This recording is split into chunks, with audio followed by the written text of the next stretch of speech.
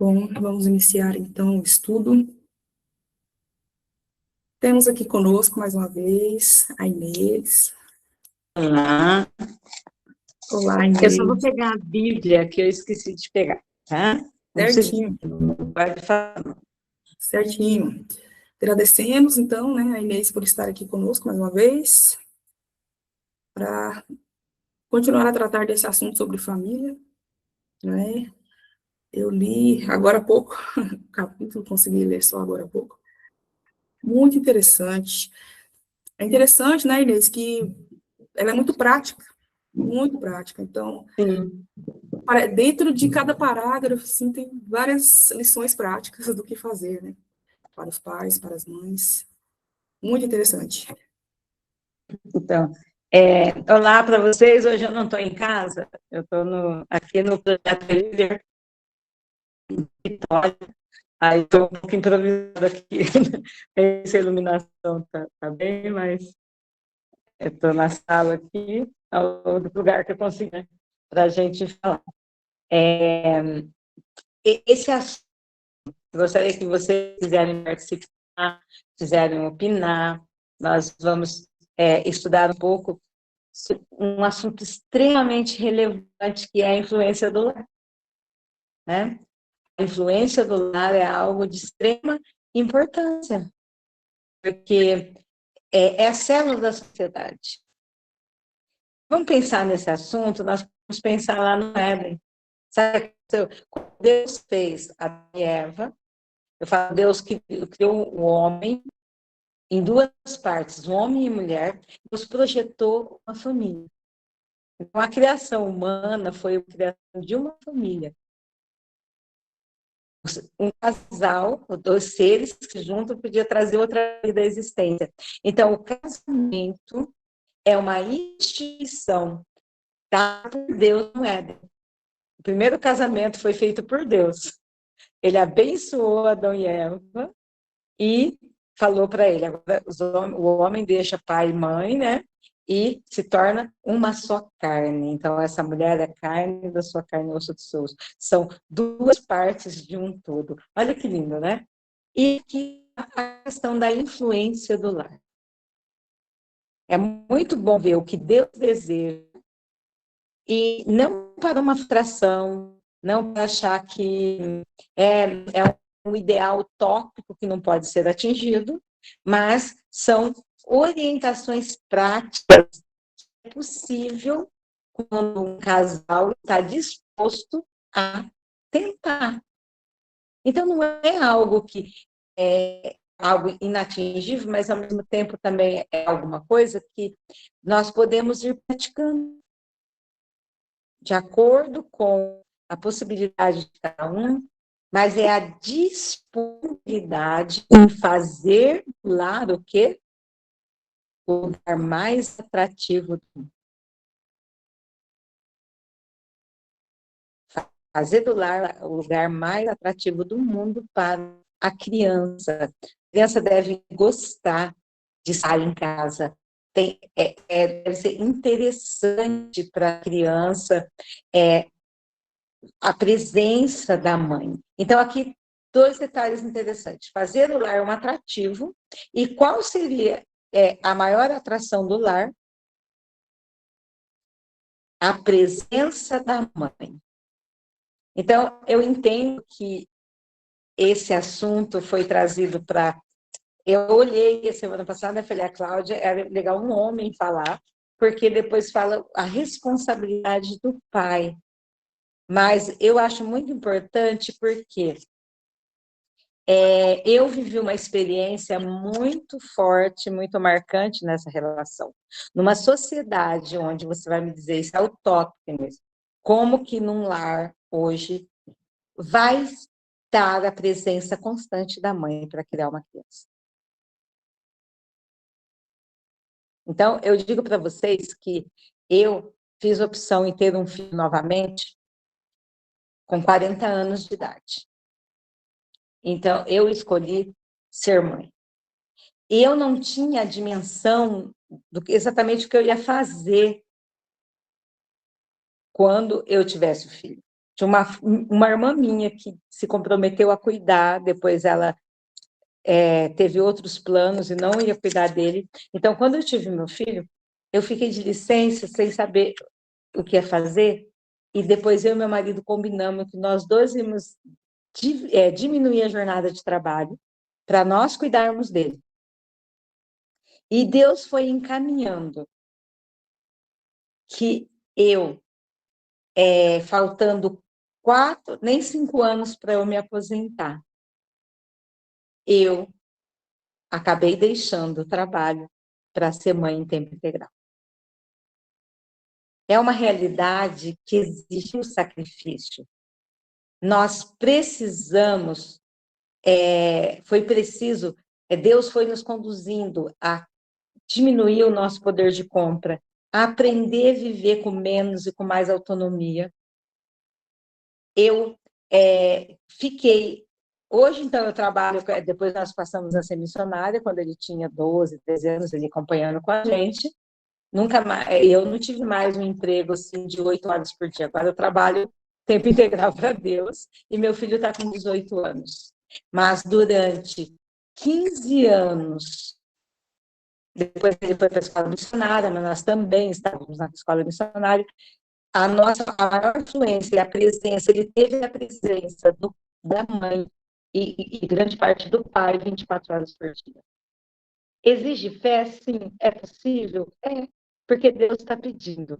Aqui, o que torna mais atrativo é uma presença de uma mãe amorosa. Eu reaprender a ser mãe dos meus primeiros filhos, eu fiquei até meu filho ter 7 anos em casa. E aí, agora, depois, eu nunca imaginei que eu ia deixar uma carreira promissora, com salário muito bom, mas Deus me tocou profundamente no coração. E foi uma experiência muito, muito importante, porque eu era professora, eu trabalhava com adolescentes há 20 anos. Então, eu poderia ver práticas e questões que os pais hoje não conhecem os filhos. E os filhos são turistas na casa, ou muitas vezes ficam sozinhos. Então, está tão distante dessa realidade que está pedindo aqui, e Deus disse, é possível. Então, eu sabia que quando você está... Os filhos ficam fora de casa, mas escola em período integral, às vezes mesmo que é meio período, 6 horas, é o tempo de transporte, e fim de semana os pais muitas atividades, as crianças envolvem muitas atividades, não tem esses momentos que está colocando aqui. Que a criança, aos cuidados da mãe, ter a ternura e a simpatia, ensinar a criança de forma natural a ter prazer com coisas simples, a brincar sozinha, né? A ter pequenas responsabilidades. E o que Deus me colocou da questão da influência do lar é aqui em Deuteronômio 6, no verso 7. Nós devemos conhecer, acho que esse capítulo está relacionado a esse contexto, né? Ó, intimarás a seus filhos, ensinarás a eles, e delas falarás da lei de Deus, assentado em tua casa, andando pelo caminho, deitando-se e levantando. Atarás, né, com sinal na tua mão e nas testeiras entre os teus olhos, quer dizer, o pensamento e a ação. Então, pense o seguinte, esse é o método didático-pedagógico de Deus. Qual é o método pedagógico de Deus de educação? Deuteronômio 6, verso 7. Ensinarás e farás a teus filhos, e delas falarás, assentado em tua casa, andando pelo caminho, deitando-te e levantando-te. Quer dizer, é um ensino constante. É a educação contínua, é a verdadeira educação. Então, a presença da mãe no lar, o pai, a presença, maior quantidade possível da presença do pai, e o lar, um quintal, uma hortinha, um espaço agradável para a criança brincar. Não estou falando de luxo e nada caro, estou falando de um espaço simples, bem ordenado, organizado, onde a criança se sinta amada, acolhida e pertencente àquele espaço. Onde ele vai aprender sobre Deus, sobre a vida e sobre as coisas que ele precisa aprender para se tornar um adulto responsável dentro de casa ali. Quer ver como complementa esse capítulo? Ler o livro O Desejado de Todas as Nações, o capítulo que fala sobre uma voz que clama no deserto, que é a história de João Batista. Então, a primeira parte é da infância de João Batista, e Jesus enquanto criança. É o capítulo que conta a história de Jesus. Diz que Jesus ouvia, sentado aos pés de Maria, ele ouvia ela ler as leis que ele ditou para Moisés no Monte Sinai. Olha que lindo, né? Ele foi ensinado aquilo ali no livro, a mãe lendo para ele, a presença constante, né? Olha aqui, ela dirigia a mãe, né, os brinquedos, com coisas simples, educar ele para se tornar independente. Então, eu achei interessante aqui o que traz de não haver extremos, né?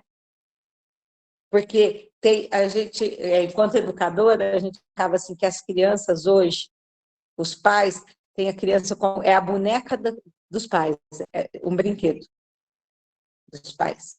Eles vestem roupa bonitinha, levam para a escola, traz da escola, fim de semana está, às vezes, com outras pessoas, e colocam um monte de evento, algumas coisas, e não há tempo. Como que eu vou ensinar? Andando, sentando, isso significa que é presença. Eu, uma vez, fiz o programa na rádio aqui em Capitólio, eu estou aqui nessa cidade. E eu dizia assim, luxo é o que é raro, não o que é caro. E eu dizia para as mulheres, sabe o que é luxo? Você poder preparar o almoço do seu filho. Que mãe que pode? Você poder ajudar ele a fazer a tarefa à tarde. É a família estar reunida à noitinha dentro de casa. Isso é luxo. É sair, andar no parque e fazer um passeio na pracinha com as crianças, brincar junto com os filhos. Então, luxo é o que é raro, não é o que é caro, né? Isso é muito interessante. Aqui diz que as mães se dedicam a trazer prazer inocente para a criança, né? Não é animar vaidade e extravagância, não é precisar de excitamento, mas aprender a ser responsável, independente e obediente, mas, ao mesmo tempo, ser assistido e partilhar com a mãe. Então, tem tanta coisa interessante, né? Nós podemos estar olhando, né? E aí diz que, ao aproximar-se os filhos da adolescência, essas lições dão frutos. Se eles são orgulhosos, ausentes de valor moral. Então, aí a mãe vai sofrer as consequências, né? Vai acolher, vai fazer, então, pegar os frutos daquilo, colher aquilo que plantou. Ter uniformidade, né? Constância, ensinar constantemente, né? E isso vai refletir depois na idade adulta, na adolescência. Então, o capítulo é pequeno, que a ideia é de falar de saúde, mas olha aqui, essa está falando da questão da influência do lar, né? Essas páginas da influência do lar, ensinar a criança a lidar com os pequenos comportamentos. Então, tem muitas dicas importantes que é uma lição de vida que nós podemos ler para os nossos queridos, levar para a mãe aflita, porque o que mais a gente vê, os pais sem preparo, sem saber como lidar com essa orientação, né? Como lidar com o ser pai. Ninguém ensina a ser pai, né? E mãe.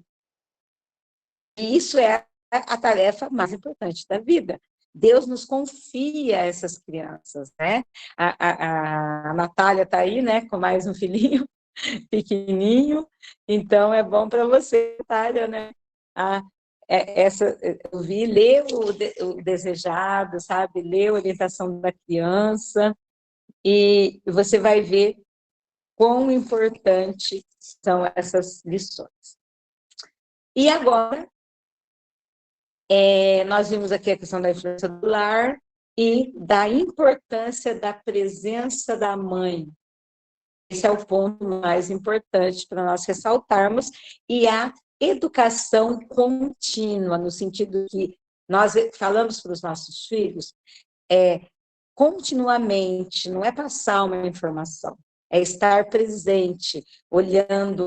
Antes de terminar, então, vou ressaltar o detalhe de que os pais não conhecem os filhos. Eu, como professora, podia perceber isso. A criança, junto com o adolescente, eu dava aula para adolescentes do ensino fundamental, depois do ensino médio, né, de 12 a 18 anos. E uma característica muito peculiar, pais, fiquem de olho, conversem com os filhos, sejam amigos próximos, orientando com firmeza, né?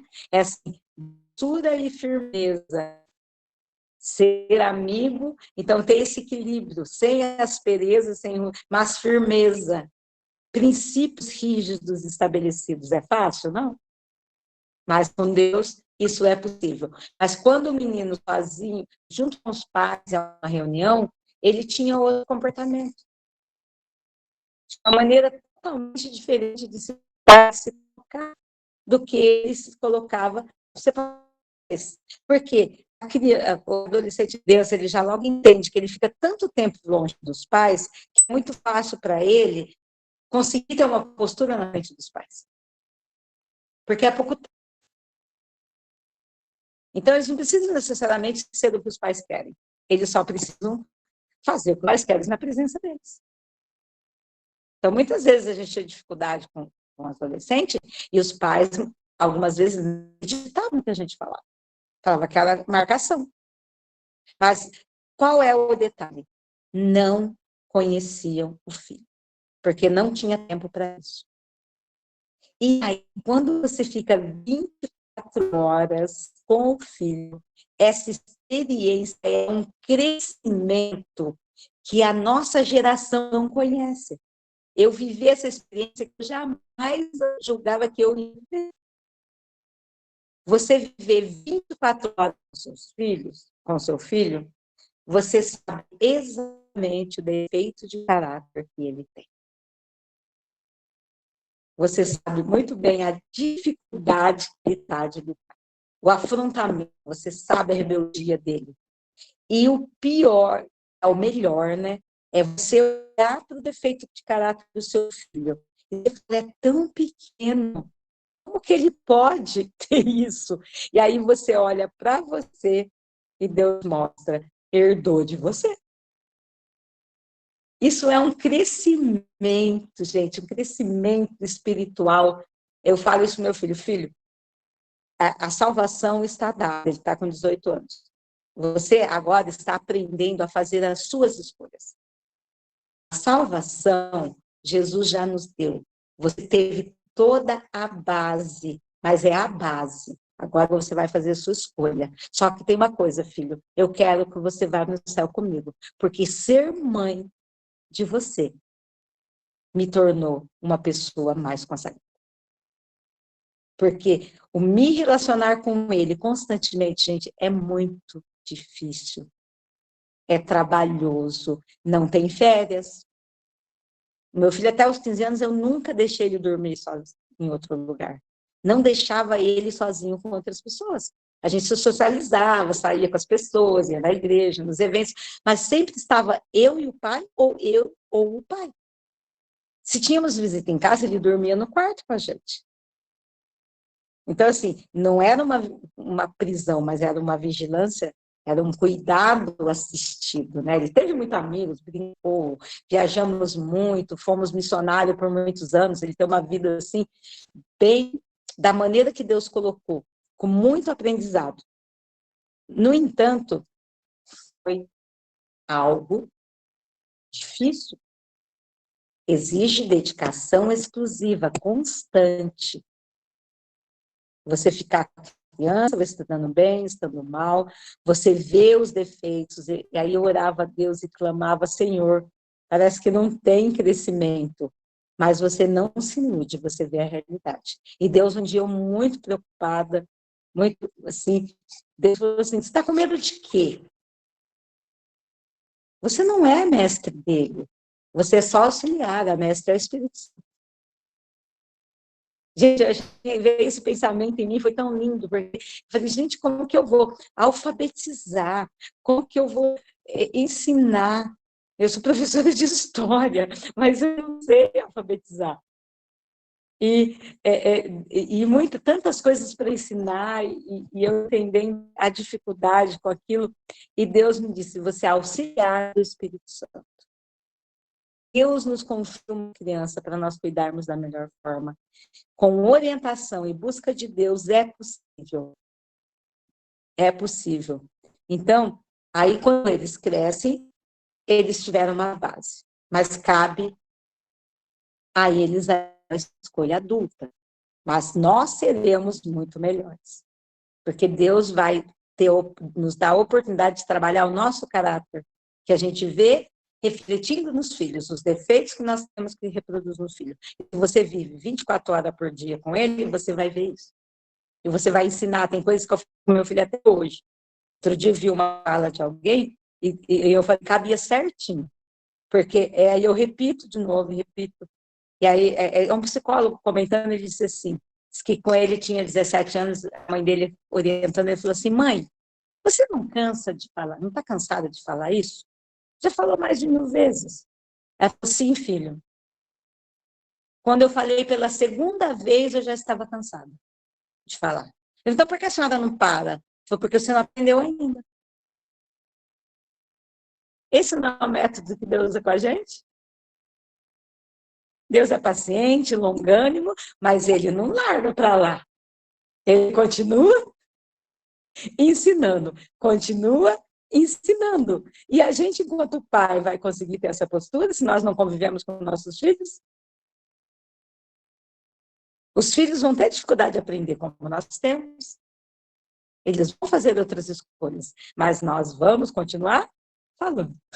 Ensinar e andando, então vai pôr ele na cama todo dia, vai dar um beijinho, vai orar, e de manhã vai estar com ele, no meio do dia vai estar orientando, e ele vai precisar dessas orientações até 18, 19, 20 anos, e então ter a vida dele por conta, e com certeza que o Espírito Santo vai utilizar a bagagem que a gente conseguiu colocar. E Deus vai colocar os bons frutos, com certeza, vamos confiar.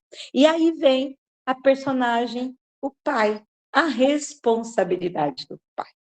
Aí começa com um texto muito interessante, que é Efésios 6:4, né? Quer ler, Cláudia? Você não está aí, né, com o livro? Sim, Efésios 6:4. Está no rodapé aqui do livro.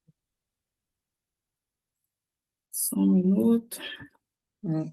Então, esse texto é muito importante para nós refletirmos, né?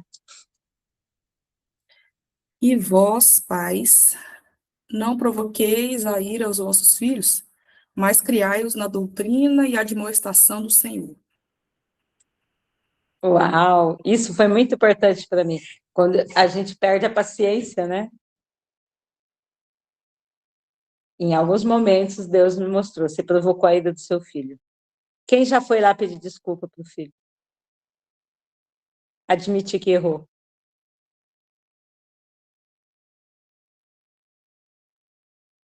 Então, já imaginou? Se você vive constantemente com os filhos, Deus vai te moldando, a postura que nós colocamos. Muitas vezes, a gente provoca a ira dos filhos. Com administrações severas, palavras duras. Firmeza é uma coisa. Palavras duras, agressivas e fere. Nós estamos cuidando de um filho de Deus. E muitas vezes Deus me dizia, eu tenho uma experiência muito interessante sobre isso. Que nós tínhamos centro de vida saudável, né? E quando a gente estava com um programa com muitos hóspedes, então era muito corrido, muito corrido. O Arthur tinha 11, em torno de 11 a 12 anos. E ele também ajudava a gente em algumas coisas, tinha as atividades dele, dos estudos dele e tal, né? Mas ele sempre, meu filho tem uma dificuldade, vou falar aqui ao vivo, em público, de organização, né? Cada um tem suas limitações. Então, a gente organizava o quarto, ele organizava o quarto dele, dali a pouco estava tudo bagunçado. E eu levantava às 5 horas da manhã, ia correria com o hóspede. Aí, de repente, eu entrei no corredor, assim, era o quarto dele, era no final do corredor, o meu à direita, e eu olhei para o quarto dele. Estava tão bagunçado que me subiu uma irritação, e eu falei, eu vou falar para Arlindo bater nele. Quantas vezes, sabe? Eu fiquei tão irritada, mas o Espírito Santo me deu uma na hora. Aí, no momento, eu fui pegar uma coisa dentro do meu quarto. Sabe o que me veio de forma muito clara? Quem vai bater em você no Arlindo? O meu quarto também estava bagunçado. Eu levantei, não estava como dele, mas eu levantei correndo, 5 horas da manhã, meu marido ficou, levantou depois, eu não tinha organizado o quarto. A cama estava desfeita, já era tarde, as coisas estavam espalhadas pelo quarto. E Deus falou muito claro, e quem vai bater em você, Norma? Então, gente, aquilo lá foi uma coisa assim, muitas vezes, a gente olhar assim, Deus falar, e quanto eu fui longânimo. Então, em fazer de novo, em falar outra vez. Muitas vezes a gente pega detalhes e coisas que realmente importam, a gente não está ensinando, né? Então, fazer junto, né? Ter o trabalho de refazer de novo, de conversar outra vez. E aqui vem, então, a questão da posição do marido. Porque existe uma realidade hoje que é a sobrecarga da mãe e da esposa. Gente, mais de 50% dos lares, hoje deve ser maior, essa pesquisa, faz anos que eu fiz essa pesquisa, não tem a presença masculina. Grande problemas de falta de identidade sexual, falta de reconhecimento da sua identidade, da sua sexualidade, problemas emocionais sérios, a falta da presença masculina na criação. Gente, os lares, grande parte, são compostos só mais por mulheres. As professoras da primeira infância, da criança, são quase todas mulheres. E os meninos, as crianças, os meninos e as meninas, precisam. Deus deu pai e mãe, os filhos precisam do pai e da mãe. O pai não é uma figura para ver passar dentro de casa. Então, o que é aqui? O pai é a cabeça da família. O pai deve direcionar a família, demonstrar interesse, ter a esposa como alguém mais frágil, que precisa de ser cuidada e auxiliada na educação dos filhos. Os filhos pertencem ao pai, a mesma coisa que pertence à mãe. Então, isso é extremamente importante. Olha, que a influência, a associação, rodear a família, né? Ele deve ser uma figura que traga respeito e confiança, né? Firmeza, o meu porto seguro, né? O meu herói, é aquele que o pai, a figura masculina de pai, representa para a criança a figura de Deus. Hoje, muita do que as crianças não conseguem colocar, ter uma visão distorcida de Deus, porque não aprendeu a ler essa imagem no pai. Um pai que não é digno de confiança, um pai que não é o cuidador, que não é presente, que muitas vezes não é nem mora na mesma casa, né? Então, isso é muito sério. A família é composta com o pai e a mãe, né? E olha aqui as que estão trazendo como modelo Abraão. O pai é o legislador da família. Sabem o que é isso, gente? A família tem que ter regras, tem um código de conduta. E o pai com a mãe junto conversa, mas o pai impõe isso. E o pai está disposto a viver e cumprir essas regras? Então, isso começa desde a escolha. Nós que não casamos, quem não se casou ainda, nós temos filhos jovens para orientar. Isso é muito sério, porque não se leva nada em orientação sobre isso, não leva em consideração, não se ensina os jovens na escolha do matrimônio. Casa, eu gosto, casa, e depois como vai considerar essas coisas? Uma das coisas que Deus me mostrou, a questão na escola com os adolescentes, é desfiguração da imagem masculina, a imagem do homem, que representa Deus, a imagem do pai, sacerdote, protetor. Essa imagem é distorcida pela produção de Hollywood. Ou ele é um homem sem vergonha, sem vínculos, ou ele é um tolo. Gente, o seriado Todo Mundo Odeia Chris, né? Aquele desenho, tem um desenho antigo, me fugiu o nome, que parece bem a figura desse seriado. Que é uma mãe inteligente, uma filha inteligente, um homem burro, tolo. O palhação, o bobo da corte. Então, essa é uma desmistificação da figura masculina. E os filhos precisam de pais. Deus precisa de pais, homens, que se dispõem a criar seus filhos homens para ser homens.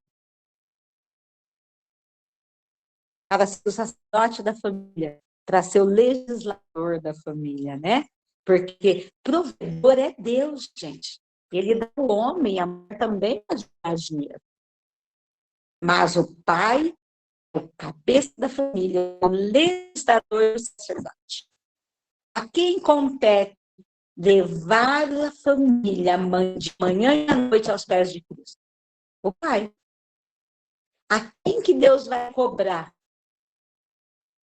Lá, na volta de Jesus, o que ele falou? Ele vai falar para o homem, onde estão as esposas e os filhos que eu te dei? Então, os meninos precisam dessa responsabilidade. E a presença do pai é extremamente importante, né? Abraão, ele dava as instruções e mantinha a autoridade justas, leis justas e retas. O pai deve fortalecer a família. O pai deve ser íntegro, honesto, paciente, diligente, né?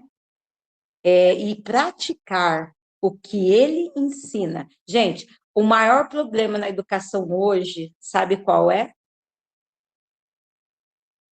É a hipocrisia, é a incoerência, é tentarmos ensinar algo que nós não vivemos. Já paramos para pensar isso? A gente precisa viver para ensinar aos filhos. Eu não vou conseguir ensinar coisas que eu não vivo. O filho, as crianças são observadoras. Eu ensino o filho que não pode mentir, alguém bate na porta, eu digo, fala para ele que eu não estou. Então, você viu como são detalhes pequenos, muitas vezes, né? Então, mas a gente não pode desanimar, né? Nem desanimar os nossos filhos, ter afeto e autoridade. E a necessidade do pai, né? De levar o sacerdote da família e depor sobre o altar no sacrifício matutino e vespertino. de manhã e à noite. Gente, não é algo sobrenatural, é 15, 20 minutos. Reunir a família, cantar um hino junto, dar a oportunidade de cada um fazer seu pedido, né? Alguma observação, ter um livro que estiver lendo, ou estudar a lição, fazer uma leitura bíblica, uma meditação, e orar juntos, de mão dada, para entregar o dia na mão de Deus. A minha família, a gente abriu mão de outras coisas para ter isso. Agora que meu filho está trabalhando, sai de casa às 6 horas da manhã, que a gente não tem tido feito o culto da manhã com ele, né? Eu só faço uma oração com ele para ele sair, mas cada um levanta e tem a sua meditação pessoal, aí eu e meu esposo, nós fazemos o culto de manhã. E aí, à noite, quando possível, que reunir os três, fazemos o culto também. Mas ele foi criado por todo o período da vida dele, desde quando ele nasceu. Nós fizemos esse empenho de fazermos o culto de manhã e à noite. E isso é muito importante. O mais importante, eu entendo, para mantermos essa unidade do lar, a influência do lar sobre os filhos.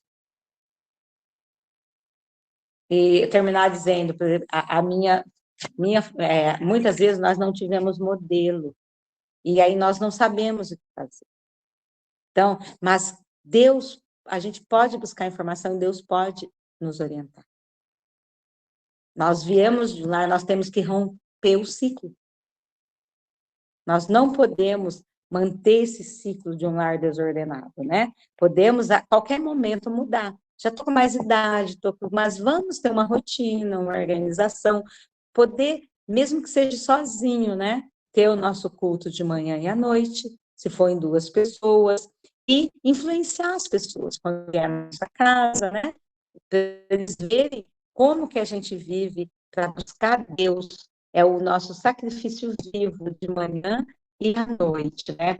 E eu tive um lar que a princípio foi organizado assim.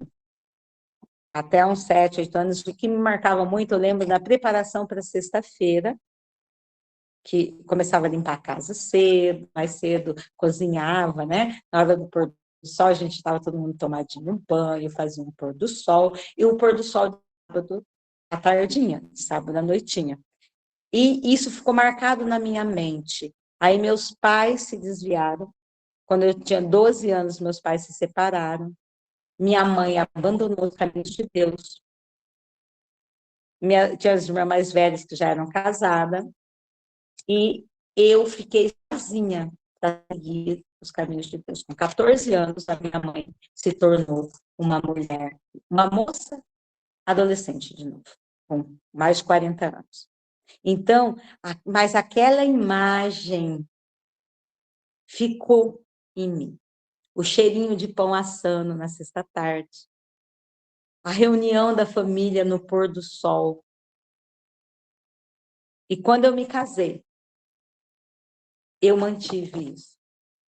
A princípio, começamos, meus filhos mais velhos, a gente tinha mais só, eu fazia só com eles de manhã, o culto, e a gente fazia o pôr do sol da sexta e do sábado. E chamava amigos, e chamava pessoas, e a prática de frequentar a igreja, de participar junto, e de fazer o culto, isso me trazia uma memória daquele período que meu lar foi gostoso. Então, mais que eu trabalhei fora, eu nunca trabalhei na sexta-tarde. Eu só tive aula de manhã, eu nunca dei aula na sexta-tarde. No horário do almoço, na sexta-feira, eu ia para casa para organizar a casa e fazer uma comida especial para o sábado. E a gente tinha aquele momento, eu e meus filhos, mesmo os mais velhos, em casa, e isso é levado para a vida deles. Então, assim, a influência do lar é para a eternidade, de maneira simples que nós tivemos, mas podemos organizar, entendeu? É isso que eu quero deixar para cada um de vocês, que nós podemos, com o auxílio de Deus, transformar o nosso lar num pedacinho do céu aqui na Terra. O microfone. Amém, que lindo. É isso, resumiu bem, né, o capítulo. Foi muito bom, muito obrigada, Inês. Que o Senhor possa direcionar cada um para que consiga colocar em prática tudo isso, né? Possam buscar estudar mais também. Ela fala sobre isso, né, no capítulo. Os pais devem estudar sobre tal e tal coisa. Então, que nós possamos também nos esforçar para pesquisar, estudar, e o Espírito nos conduza. Você pode fazer uma oração encerrando, Inês? Querido Deus, muito obrigada, Pai, por tantas orientações, conforto que o Senhor dá para nós enquanto família. Nesse momento, então, eu quero orar pelos lares do seu povo, Pai, pelas pessoas que estão se empenhando, se esforçando para terem um lar que seja uma boa influência para os seus filhos. Mas também eu oro por essas crianças, Pai. Quantas crianças que não têm essa oportunidade, que não tem quem os ensina, que não tem um lar organizado, que não tem pais conscientes que assumam essa responsabilidade diante do Senhor de criar essas crianças como seus filhos. Então, eu peço, Senhor, que o seu Santo Espírito atue de forma poderosa e que, de alguma maneira, Pai, essas crianças possam aprender a serem os adultos conscientes para termos uma geração nova e pessoas responsáveis que estejam tementes a Ti e tenha o lar que o Senhor projetou.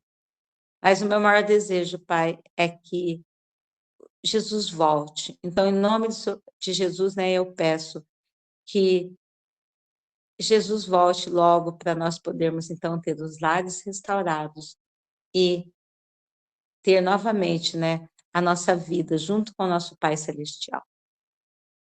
Então, em nome de Jesus, eu peço e entrego cada um que está assistindo essa live, vai que assistir em outro momento. Amém.